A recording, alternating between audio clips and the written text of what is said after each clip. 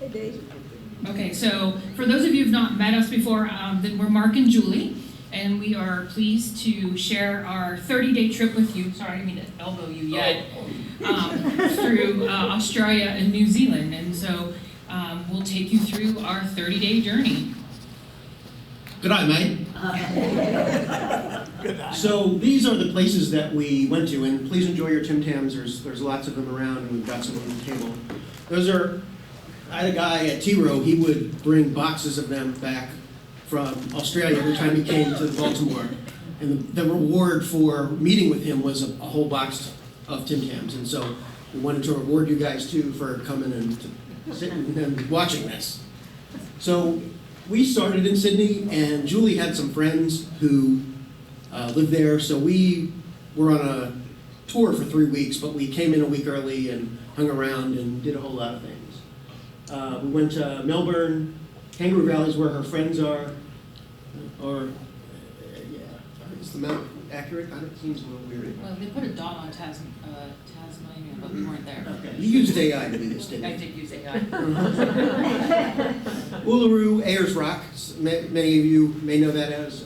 We've got some pictures. They are amazing. Alice Springs. Those are both in the Outback. Cairn is a beach city. It's a lot like Myrtle Beach and Florida and Ocean City, kind of all glommed together, except the people are really nice and they're not Republicans, so it kind of works out. They are. Yeah. I'll just add that some people ask, why did we take this trip? So we have a group of friends that we travel with, and you'll see them later in the presentation. And so one of our friends, Margot, says, hey, we're going here, do you want to come? And we all say yes. So that's why we went to Australia. But Australia was also the 7th continent for Mark and I, so we were able to tick that box as well. And so the tour part of this trip was with Grand Circle Travel, which I think many of you already know. OAT is owned by Grand Circle, so if you're traveling on either one, they're the same company essentially these days. Okay, so as Mark said, we started out in Kangaroo Valley, which is about an hour or so to the south west of Sydney. And so we stayed with my friends Paul and Danny. You can see them in the picture up there. I know them from they work at a university, and we work together to help organize a conference. And so I've known them for many years and become good friends with them. And so they have a 36-acre farm in Kangaroo Valley, and you can see here that there are kangaroos that literally come out of the forest like deer. There's a herd of kangaroos that come out and nibble on the grass. And they come up and nibble on our flowers, and we could literally just sit and watch the kangaroos in the evening. And so that's a picture of their property there. And so wanted to share some slides of what life is like in Kangaroo Valley. It's absolutely, fantastic. I'd sit on the porch and drink coffee, and the kangaroos would also come out at dawn as well. We saw kookaburras and protea flowers. And the inn there is not a hotel, it's actually a bar. So if you've ever in Australia or New Zealand and you see inn, it's actually a pub. So we did spend, a lot of time in pubs. It was important to research this subject, right? I mean, we put a lot of time into that. And so Danny and Paul are good friends. We told them that we like wine, and so they indulged us and took us to a winery called Two Figs. And Mark, you want to talk about life at Two Figs? So we walk in, there's another group that's just finishing a tasting. There's no one there. The Irish gentleman there that's ringing us up, this is long after we had our tasting, he's like, well, I got eight things to taste for you today. We ended up tasting about 15 wines, and we tasted everything. And the best part of this is that it's all lined up, and I just can't imagine, gosh, are we going to be able to drink this? So we only got to drink a couple of these before we left, but Paul, he loaded up 2 whole cases of wine, and it was a beautiful thing. It was a really beautiful thing. Yeah. So Paul and Danny are expats. Danny is Italian and Paul is British, and they moved there to become faculty, but they have also started a company, a pharmaceutical company, where they're manufacturing drug products for clinical trials in a clean room. So we got to go and visit their facility. So this is visiting their facility. In my defense, they told me I wouldn't be able to leave. Yes. So since it's a clean room, we needed to gown properly, and, my husband couldn't resist the opportunity to have some fun. That's the scream. Come on. Yeah, there's a painting like that. Yeah, that's great. Yeah, and so we spent some time in Kangaroo Valley, and then we came back to Sydney, and we toured around some sites outside of Sydney. We went to Watson's Bay and Sydney Harbour National Park, and we could walk around.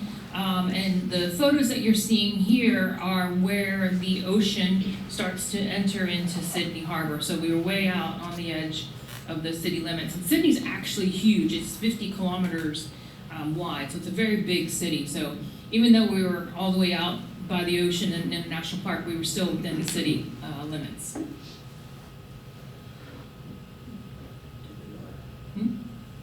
There we go. And so I also have another set of friends, same friends that also own the company Ab Initio. So YY is the girl in the middle, and her daughter Zoe and husband Marcus also hosted us. So the second half of our week in Sydney, we spent with them, and they took us out to the Blue Mountains, which is about an hour or so away from Sydney. And the Blue Mountains kind of reminded us in a way of the Smoky Mountains. You had that sort of, bluish kind of scenery as you were looking around. They do have that Smoky Mountain quality. We weren't there early enough in the day to get that, but that if you've ever been down in the Smokies where it really does, that fog is there. It's the same exact thing. It's really beautiful. And if you guys have questions, please, feel free to raise your hand or shout it out or whatever. We'll try to answer it. So after a week in Sydney, we went to join the tour group. So we started in Melbourne. I was just talking with Tracy, what a great city it is. It's very multicultural. They love their coffee. They have, seriously, the best coffee I've ever had in Melbourne. They have a history of having Greek and Italian immigrants, and they really take pride in roasting their own beans. It's definitely, a place to go.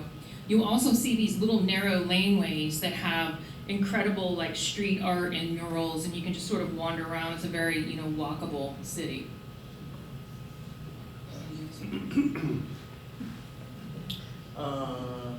Okay, I don't remember some of these things. This is why we wanted to make the slides as we were going, because we knew we'd forget. Names under the mark. Just read the names. Okay, so Chinatown dumplings. Yeah. This was lunch one day, as I remember. There are a lot of parks in Melbourne. Sydney is very organic, but Melbourne seems more planned out.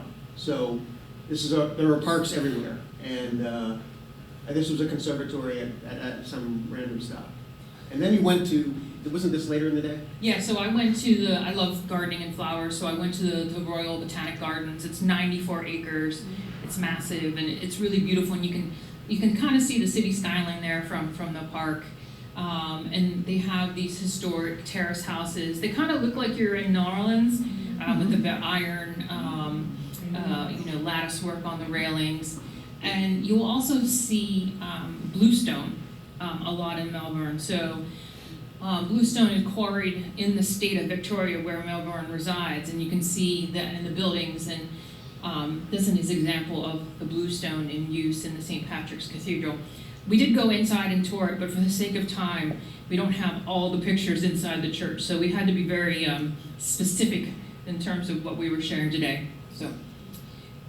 So after Melbourne, we were off to the Outback and Alice Springs, and you can see how dramatically things are. Very lush in Melbourne. We're almost by we are by the sea. We're looking at the desert. I mean, it is the desert. It is amazing and beautiful in its own way, and it is really wonderful. Now, we saw a lot of things there. Because this is so spread out, they have this thing called the School of the Air. And so kids learn at first, in the 50s, when they started, it was over radio, shortwave radio. And now it's over Zoom, literally Zoom school, and they use Starlink dishes and all that. So there are 77 kids now. And there are different schools of the air all throughout Australia. This is really for the Outback, for the Alice Springs area. the map at the top shows you the different schools of air, and the one we were at has that circle, and that's the area that the school had to cover, because there's a lot of farming, and it's very, very, very, very sparse, and so in order to get schools education for the kids, they have to do it in a sort of a novel way. I think the only reason I'm in this slide is because I wore a red shirt that day. But seriously, a lot of these, this was from a desert park that we went to, and it had a building that there's a lot of nocturnal creatures in the desert because obviously it's hot. So a lot of these red shots are the creatures under a red light. So they're nocturnal. I don't remember anything. Yeah, so that's a red kangaroo. The purple flower is the desert rose. It's the state flower for that territory. The snake in the upper left-hand corner for you. I don't remember the name, but if it bites you, you're going to be dead in 30 minutes. So you definitely don't want to, be with that one. And that in the lower left-hand corner is a skink. And I don't remember what the other thing. And that's a horny toad over there. We were sure there was anti-venom everywhere we went, by the way. Well, there really aren't that many deadly snakes, And by the way, there's anti-venom everywhere. And we have this great anti-venom that's 12 or 14 different kinds of things. You'll be fine. Don't worry about it. It'll be okay if you get bitten. That makes you feel really great, right? The thing that I'm holding, by the way, is an Aboriginal warrior's tool. And that is to defend themselves as well as to hunt. And it is the thing they earn as they become a man. There is men's business with the Aboriginals, and there's women's business, and they don't ever meet, or men don't know what women's business is, and women don't know what men's business is, and I don't know that we ever learned what either of them really were. But those are things and they are skills and stories. The Aboriginals really don't seem to have a written tradition. It's all oral, it's all storytelling, it's all mythical stories about a god that comes down, or something, there's a lot of reincarnation in their mythology, and so, things come back and whatever. So you learn from these stories that give you lessons about things, and that's taught to you by your grandparents, essentially. It starts when you're a little kid. It must be just totally enveloped by all these stories your whole life.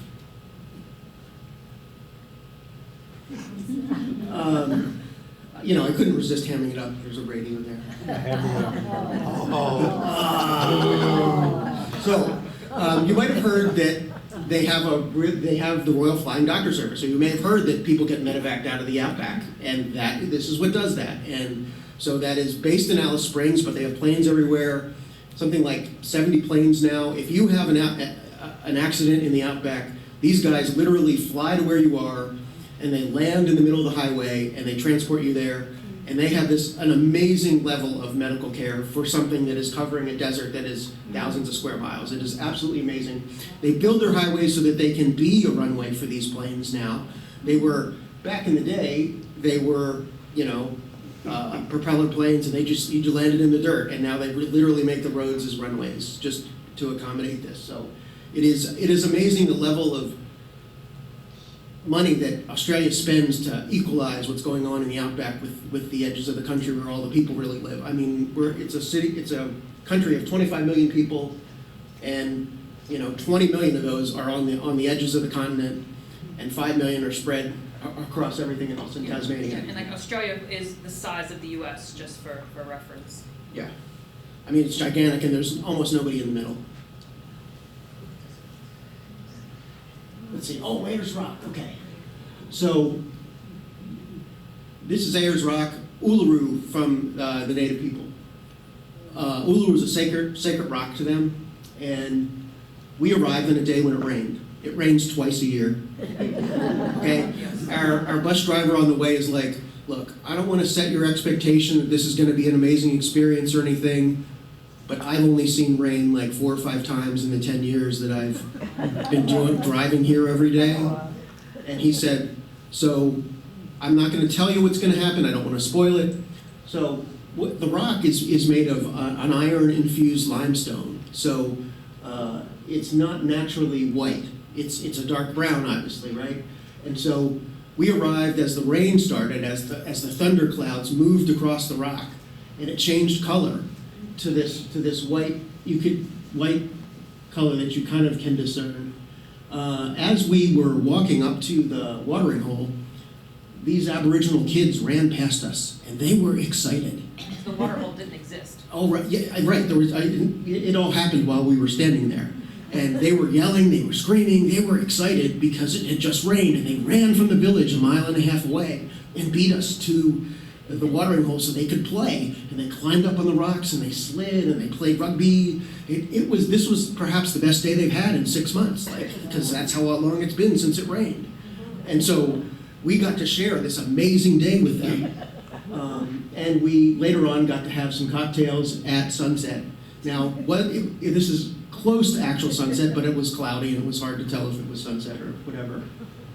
Thunderstorms continued all night long, by the way, and so we were going to get up and see the sunrise, but there was literally lightning and thunder, and so we couldn't do it. Yeah. And just to give you a better perspective of what Uluru looks like, it's one of the largest, I think, if not the largest monolith rock in the world. And the ground really is that sort of rusty red. How did it get there? How did the rock get there? It's from a volcanic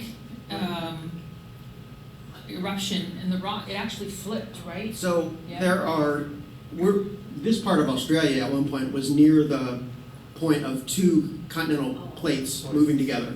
And so this rock, they don't know how far this rock extends into the ground, but it's certainly several miles. So the thought is that as the plates moved, this was pushed up. Now, because it's limestone, it's eroding. So it was probably much taller. Like, this thing's probably been here for 350 million years, I think. I got to climb it again. Did you? Did they have they still have the climbing stuff there and the route that you go and everything else? Okay. Yeah, you're not allowed to climb it anymore. I think they ended it like years after I was there. After Toohey went, then they taught. No, they taught. Yeah, so after, our incredible experience in the desert, in the Outback, we had a change of scenery and headed to Cairns, which is as Mark said earlier, this tropical destination. And we spent some time going to the Palmagiri Cultural Center, where we learned about Aboriginal life. They did some dances for us. Mark and I got to throw boomerangs, and we met some of the animals at the site. There are actually saltwater crocodiles, so things in the water in Australia will really kill you. In addition to the snakes, we saw some adorable koalas, and that kangaroo, I think her name was Dolores. I got to feed her and pet her, so she was very sweet. Also, one of the main industries besides tourism in Cairns is sugarcane. They're one of the largest exporters of sugarcane, and we saw these little trains there in the bottom, taking the cuttings of sugarcane for processing. It was pretty cool. And the reason we were in Cairns was to go out to the Great Barrier Reef. And this was really cool because it was also my birthday, so I got to spend my birthday on the Great Barrier Reef. So we took a catamaran, big group of people, out to this sort of floating pontoon out on the reef, and we got to spend the afternoon there. We could snorkel, we had lunch, and you could do a helicopter tour, which we decided not to do. And they had a semi-submersible submarine, so you like could... a glass bottom boat kind of thing. Yeah, and so you could go out and, a little bit further on the reef, and so it was, really quite a spectacular day. Was the reef colorful still or very white? It wasn't bleached out, but it wasn't terribly colorful either.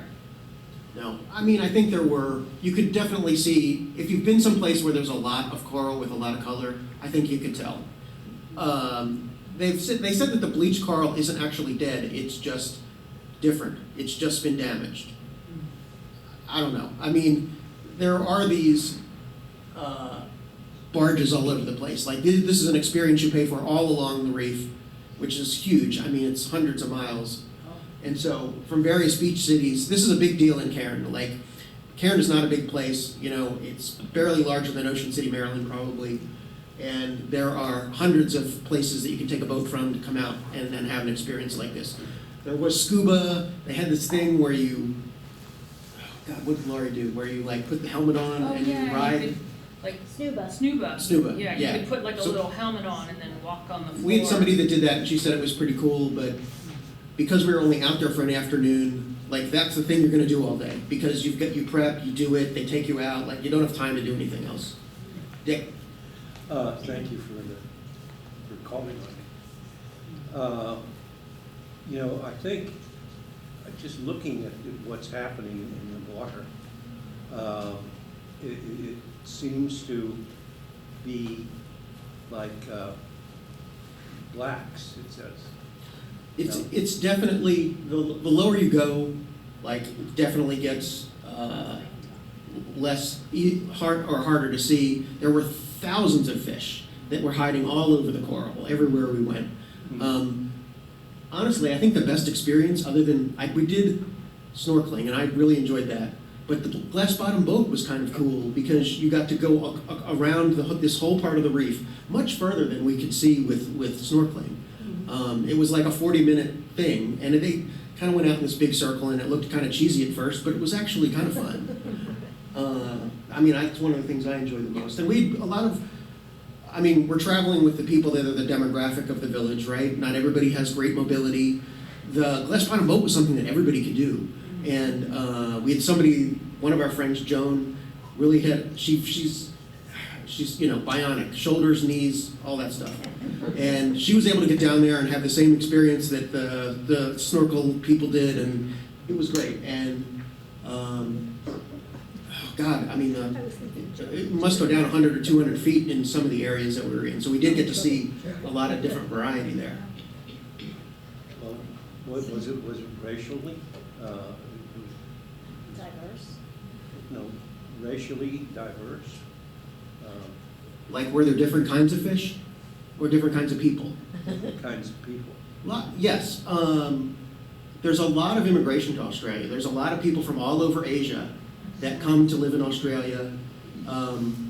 We didn't get any idea of how much immigration there actually is, like of the 25 million people that live there. But just from walking around, there's a lot of Asian people, and Indonesia, China, In India as well. India. We actually got some really great Indian food one day for lunch, and it was rocking it out. Like Royal Taj, kind of good. A few of those people that might do that around here. So lots of diversity, Dick. Really, Yeah. of all kinds of diversity, and the wages are kind of low. So I think that attracts immigrants from other parts of Asia because housing's really expensive, and so they're having the same problems that we may have here with people buying homes and stuff like that. I think that over the years they had waves of immigration because I remember there being a Lebanese community. I think in Melbourne there's a Greek community. It's actually the largest Greek community outside of Greece is in Australia. There's Italian. Now there's Indian, and we saw Malaysian, Indonesia, Vietnamese, Chinese, and stuff. So it is I think a diverse place. I learned a lot by listening to you. Yes. We actually got the opportunity on different occasions to speak to Aboriginal people. And one guy in Sydney gave us a lecture on the history of Aboriginal people, his own personal experience, how he got a job, what he does now. Like it was a great, I don't know, lots of people have done OAT trips, that day in the life sort of thing they do, or having a meal with somebody. So we got to talk to people all over the place that I think a lot of tours don't get to do that. Grand Circle tries to make a point of, dealing with uncomfortable topics and, dealing with the people that are in the country you're in. Yeah, and the Aboriginal people are very private. They don't like their picture taken. It's offensive to them. So we don't have any, pictures, but we did get to speak, like as Mark said, with different folks along the way. Very Yeah, interesting. good questions. So we left Cairns to go to Sydney. This was our last stop in Australia. We got a tour of the Opera House, and it was just absolutely a fantastic building. Linda asked me, and I checked. So it was opened in 1973, and it has, the shells are actually 6 different theaters. So there are 6 theaters in the opera. They do, or in the Opera House, they do about 2,000 shows a year. And of all kinds of genres of entertainment, music, comedians, opera, musicals. So, you know, they do a wide variety of productions. So we got to have a tour. And the theaters are designed so you don't need amplification. So they use the design of the theater, everything, like the seats and everything are wood, and to convey the sound. And we actually got to hear the Sydney Symphony Orchestra practicing for performance, and the sound was unlike any sound I've ever heard before. I regretted that we didn't think ahead in advance to see a show while we were there, but you know, the Opera House was designed also to bring in the views of the harbor. So there's lots of glass where, like this purple picture here with the purple steps, you know, if you come out during intermission, you can see, you know, across the way in the harbor. And I also found the tiles to be really interesting. So the building looks white, but the shell is made with ceramic tiles, and they're actually buff colored. And that's intentional because they don't have produced glare. So up close, it's not actually white.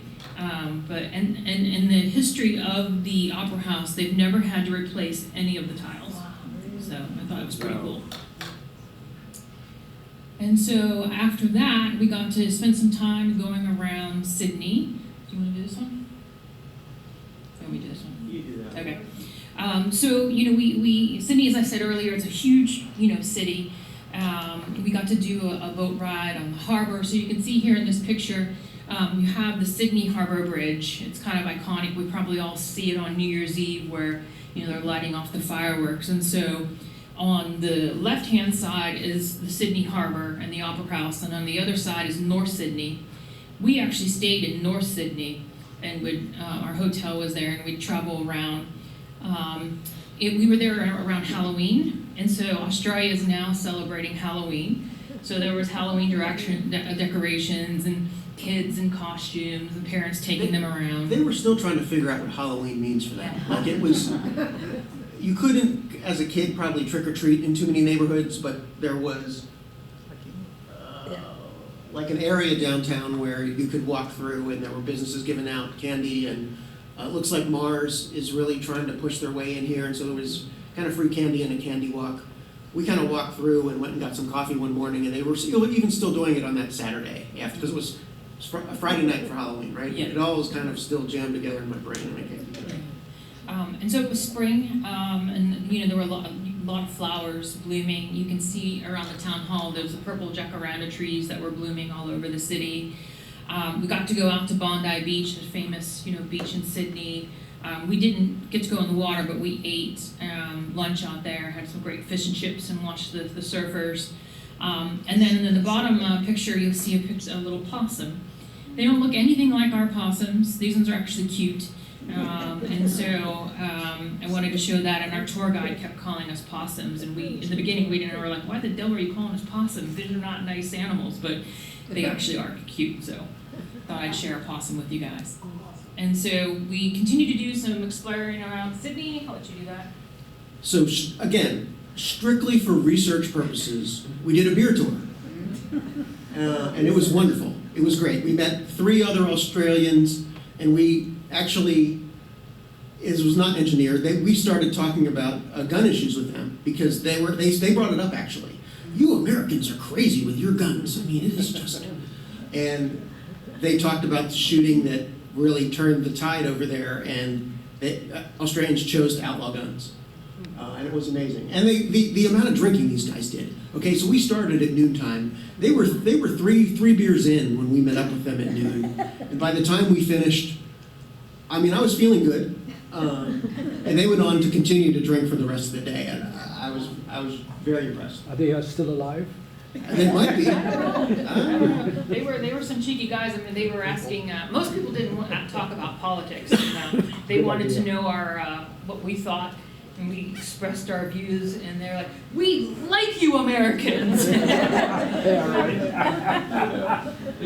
they were good fun. They were good fun. So a lot of these are the pictures of as we're walking around the beer tour. I did a little hike across the bridge, but I did not go up on top. So this is from just there's a pedestrian walkway on the bridge from one side to the other. And if you know, it's like $250 to go up on top of the bridge, and I was like, I don't know. Yeah, you can actually pay to climb over You get it. 15 minutes up there, you got to climb. It was a kind of a really windy, rainy day. Not my thing. Yeah, so the neighborhood was called the Rocks. It's right. It's a historical neighborhood that they have fought to preserve, to maintain some of the original homes. You'll see sandstone used a lot in buildings. So this church here is an example of the sandstone, and those sandstone buildings. When the settlers came and they had the convicts, they used them to build the buildings. You can see the chisel marks in the sandstone where they were, trying to like get it out of the quarry and shimmy it together. The convicts could work off their sentence by doing things like construction projects. So there's many elements of old Sydney that were constructed by the convicts that they shipped off. There were prisons; they weren't just wandering around, apparently. And then we left Australia and went over to New Zealand. Now, it had snowed just in Tianu 3 days before. So, I was wearing shorts most of the time. Cairn was 90 degrees. Sydney was like, mid-60s, 50s in the morning. But New Zealand was cold. We took winter coats just essentially for the southern New Zealand piece of this. Yeah, and Kia ora is the Maori people are the indigenous people of New Zealand, and Kia ora is hello. So everywhere you went was Kia ora. I can't roll my R's. They roll their R's. Kia ora. So we started in the South Island of New Zealand, and we're making our way to Milford Sound. And you can see we're all bundled up. It was actually, it was cold, but also just incredibly beautiful because it had snowed, and it was the snow was starting to melt. So there was all of these like little rivers and little waterfalls, coming down the mountainside. So some of these next slides are just pure scenery because I just thought it was so pretty. And yeah, Freudis, you have to tell us if it reminds you of home. Yeah, it does. So. Thank you. Yeah. So this is It Mirror looks Lake. like Colorado. Yeah, you're right. Yeah. Actually, it is Colorado. Yeah. So this is Mirror Lake. I thought it was just gorgeous. And so these next slides are in Milford Sound. So we went out on a boat into these fjords and I got to cruise around the fjords. So These are actual fjords carved out by the Ice Age. There are two major ice ages from that period of time. One of the dips in these mountains is where the Australian plate and the Pacific plate come together. And so we got to see that you could actually see the seam right down a mountainside of the two plates coming together. yeah, and you can see the waterfalls and in this picture you can't really see the snow because of the clouds, but the landscape was just really spectacular. Just cruising around. Yeah. It's very similar to Norway, to the fjords. Yeah, you're right about that. Yeah. So no, it was really Milford Sound was probably my favorite place that from a just sheer beauty standpoint. But also things come to an end, and I had to share Mark and his mental state. So this is my husband when we travel on vacation. When we're in the bus, he sleeps. When we're waiting for things, he's on his phone. And every opportunity he gets, he goes to either have an ice cream cone or a milkshake. So this is him drinking a milkshake while we're wandering around. So I had to share what it's like to travel with Mark.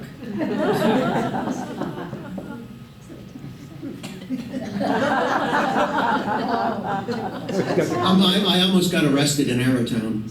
I had to talk my way out of that. There was also a beer called Toohey's, and I did manage to try them all while we were there. So there's That's Toohey's Extra Dry, there's Toohey's New, there's Toohey's Old, and people have been bringing them back for me from T-Row for a long time, so it was fun to get to try them, and anywhere there was a Toohey's, I definitely indulged. Yeah, you look a little red there. You're like, Yeah. Well, that might have been the third beer of the day. Are you chained to that lock? Yes, he Yes, is. he is. Yes, yeah.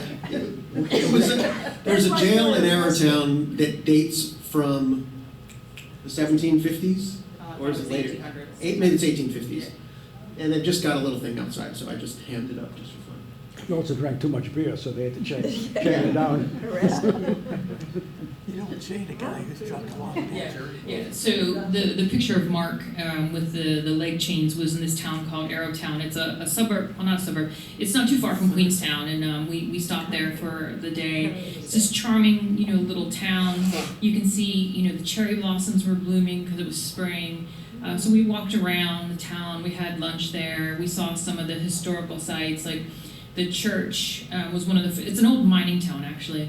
And so this church was one of the first things that was built. There's a little schoolhouse there and an old jail, which is where the Froggy is hanging out in the jail. So one of our friends that we traveled with, her name's Dana, she brings Hop and Go, that's the name of the frog, wherever she goes. And so Hop and Go was photographed all over the continent. And so that's him there hanging out in the jail. So we threw in Hop and Go for you guys to see. And so after Arrowtown, we headed to the North Island of New Zealand into...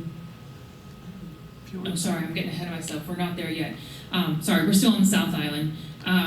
We went into Fiordland National Park. We did a jet boat ride along the river. And this is where some of the Lord of the Rings was filmed. So I actually did go back and watched the first Lord of the Rings on the flight home, and I did recognize some of the scenery. So it's legit. It was really, some scenes were filmed here. So we had a fun little jet boat ride on the river. And then we went to Queenstown. Do you want to talk about this? You want me to talk about it? Shearing the ram. Okay. So the what you see here, the picture on the water, we're on a boat. We're looking back at Queenstown. It's in this little valley. It's very picturesque. And so we were taking a boat out to Walter Peak Station, which is a farm.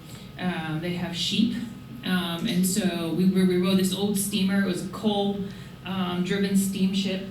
Out, and we got to see a sheep shearing demonstration, and it's amazing how docile these sheep are. You can see in the bottom picture here, he just sort of like puts it on its butt and he just lets himself be sheared. And so we had tea out there and had a nice little relaxing day out on the property in Queenstown. And then from there we went to the North Island. We went to a town called Rotorua on the North Island, and so we went. We took a ride up to the top of the mountain, and we had dinner up there. And the mountain had all kinds of things you could do. You could mountain bike down, and they had these little sleds that you could, ride on a course down. And so, of course, Mark again, couldn't resist being the ham that he is up on the mountain. I thought you looked scared there. Yeah. The luge was closed, and I was upset about it. I mean, what are you going to do? But it looked kind of scary, honestly. I don't think I'd have done it as an adult if it was really open this time of night. But so Rotorua is also called the Sulphur City, and there are volcanic features all over the place. It actually smells like sulfur. The water that comes out of the tap smells like sulfur, but it doesn't taste so horrible. Let's see. Is one of these near the hotel or not? So right outside our hotel was a set of volcanic features that we could walk around and look at. I don't have one near the hotel. Okay. Just wondering No, those are all at the cultural center. where- Yeah. So one of the things we also got to do is meet this Maori gentleman on the right, and he gave us a tour of a Maori village and a meeting house, as well as a church and the cemetery. This is a military cemetery, actually, of people that served in various wars over the years. And so if you're not familiar with the Maori people, the greeting is nose to nose. So that's a traditional Maori greeting. So one of the guys in our group was volunteered to do the traditional greeting with our tour guide there. And they have an incredible tradition that they keep running and trying to educate people of their culture and what it means. I was also paying tribute to the soldiers that have fought in various wars it looked like it's like a very mini little Arlington, cemetery almost. Rotorua, in addition to having volcanic activity, also a big industry there was timber and logging. So they've actually brought redwood trees there in the early 1900s to grow in the volcanic soil for logging. And they have a forest now that's protected where we got to go and walk amongst the redwood trees. Mark decided to give one of the trees a hug. Didn't know you were a tree hugger, honey. Many things. And so we also, again, we got to go to another cultural center. This was the Maori Cultural Center. And they have a school there that teaches select number of students the arts and crafts, their traditions that they have. So there were schools for carving, for weaving. They actually weave. So the purple thing is actually a purse, a very, very expensive purse that you could have bought. And that's actually made from a fern. There's a big spiky kind of fern, and they use the fibers of the fern and weave it together to make the textile to do their weaving and stuff. So it was very interesting to see that you could see the students working and their work. And then we got to see a performance of the Maori people. They did some dances for us, and some of us we were talking about the haka earlier. We got to see that as well. So Yes. Oh, So wow. the native people in New Zealand are actually Polynesian. So they're come from the same place that the Hawaiians did, and they've only been there for 500 years. like 1,500 years. 50. Yeah, give or take. And so there's a lot of words that are very similar to Hawaiian. The traditions, if you've been to luau, it's something you recognize. But the haka is something that's very traditional to New Zealand, and they did perform a haka for us in addition to a bunch of native dances. The haka was the last thing they did, of course, because that was the best thing, the best part of their whole presentation. And this whole cultural center is about teaching teenagers to young 20-somethings about their culture. And so these kids apply for a scholarship to come to this school and either learn a trade and take it back to their village and teach other people, whether it's woodworking or weaving or carving or whatever. And the kids do the dances. This is all run, everybody's under 25 here that we really interacted with. So it was really amazing to see, teachers that were, again, grandparents teaching the young people. It is really that kind of gap. This person's been working with their whole life, and they're teaching it to kids, and they're going back and teaching that tradition to other people. And then we moved over to Auckland, and there's lots of flowers here because somebody understands flowers. Yeah, they're actually, well, we got to go sailing in the harbor in Auckland, so we got a chance to drive the 50-foot sailboat. Was it 50 foot? Yeah. Auckland's a very picturesque city. The red tree there, I don't actually remember the name of it, but they call it the New Zealand Christmas tree because in November and December it blooms red. And these trees are everywhere. So you just have groves and groves of these, this tree with these red blooms, and they're just absolutely beautiful. And the picture in the right-hand corner was a garden and a tribute to one of New Zealand's very popular, I don't remember his name, prime ministers. It's also a historical site where the Maori people had won some of their independence back from years of oppression. And so it was also, a special place to visit. And so Auckland was our last destination before we head home. And so we were gone for 30 days. But wanted to share with you our friends that we travel with. So you've heard us mention we have this group of travel friends. We've been traveling together now for over a decade together. During the pandemic, when we couldn't travel, we'd have a Zoom call every Friday night. And we still do to this day. Every Friday night at 8 o'clock, if you're home, we get on the Zoom call and catch up with each other.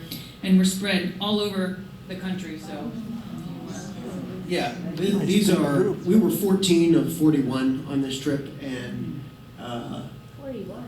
41 people who were on our tour, which that's a good number for Grand Circle, honestly. If you're in an OAT, you're talking about under 20, and you'll pay for that. But there's 20 of us in the travel group, and not everybody goes on everything.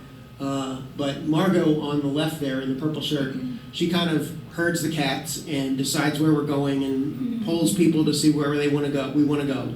The next trip will be in April, and it will be Holland and Belgium and tulips and things like that. You take people on the trip? Huh? You take volunteers? If you're interested. Yeah. No, Take people along. I don't know. Well, I don't know if it's one of those cruises. You've a river done that. cruise. Yeah, it's done that. yeah, but I haven't done this. Yeah. Okay. Let's talk. So we all go, and some people. I think for April, I think everybody's going.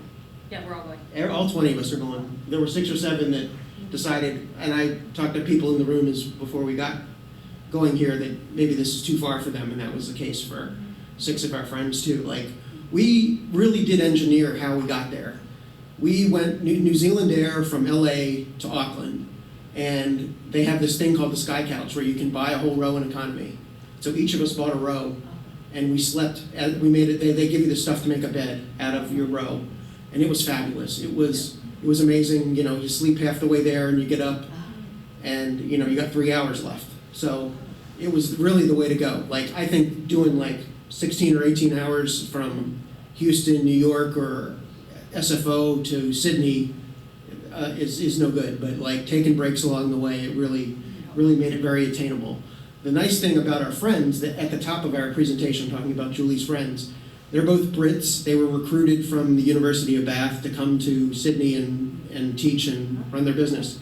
They said, we've never been tourists in our own city, as our own country. And they're like, Uluru, wow, Alice Springs. So they want to go be tourists in their own country. So like we spent literally 12 hours at Uluru, and you could spend days there. And Alice Springs has got a lot to do too. So we're definitely going to go back, and we're going to hang with our friends, and they're going to be tourists in their own country. I think America is as big a place too. I don't think Europeans necessarily get how big America is. I don't think Europeans at all understand how big Australia is. But it is an amazing place. And I don't know about those of you that travel. We run into Aussies everywhere we go. Everywhere we go. That's the single biggest people that we run into. So that was our trip. thank you. Thank you very much.